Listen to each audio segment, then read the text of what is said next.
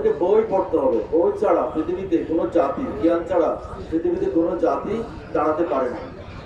সক্রেটিসের সেই অমূল্য বাণী এখনো মানুষকে নাড়াতে, যে জ্ঞানই শক্তি। আসলে জ্ঞানই শক্তি। আজকে যদি আমরা 24 জুলাইয়ের দিক দেখি, তাহলে দেখবো একমাত্র যারা স্টাডি করেছে, যারা নিরন্তর দর্শন নিয়ে চর্চা করেছে, তারাই আজকে এই জাতির নেতৃত্বের আসনে।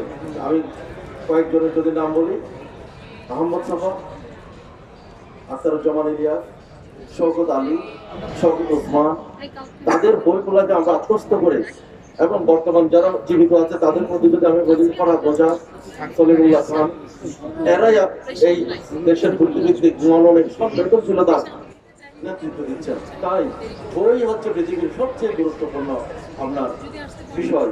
বই হচ্ছে, যেমন ডক্টর মোহাম্মদ শহীদুল্লাহ বলেছেন, জীবনে 3টি জিনিসের প্রয়োজন: বই, বই এবং বই। সেই বই নিয়ে, সেই পরিশ্রম নিয়ে, সেই কষ্ট নিয়ে, সেই আজকে যিনি আয়েশা আক্তার ডালিয়া এটা সম্পাদনা করতেন, তার প্রতিক্রিয়া আমরা জানি।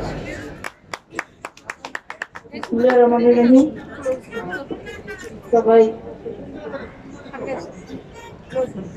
সবাই অনেক বছর এখানে বসে আছেন, সবাইকে অনেক ধন্যবাদ। আসলে আমি গত 10-12 বছর ধরে আমার নিজের বাবার যে গ্রাম, ওইখানকার আশেপাশে অনেক পুজো উপজেলায় আমি গত 10-12 বছর ধরে কাজ করছি সাঁওতালদের নিয়ে। আমার একটা ফাউন্ডেশন আছে, শিল্পর জোটিয়া ফাউন্ডেশন নাম। তো তাদের শিক্ষা, তাদের স্বাস্থ্য, তাদের বাসস্থান এগুলো নিয়ে আমি কাজ করছি আর কি। তারপরে বৃক্ষরোপণ, এগুলো। তো ওদের নিয়ে কাজ করতে যে আমার কাছে মনে হচ্ছে যে এরা আসলে, আমি যখন ছোট ছিলাম তখনও যে জীবনযাপন যেরকম দেখেছিলাম, বড় হওয়ার পরও দেখেছি যে ওরা অনেক পরিষ্কার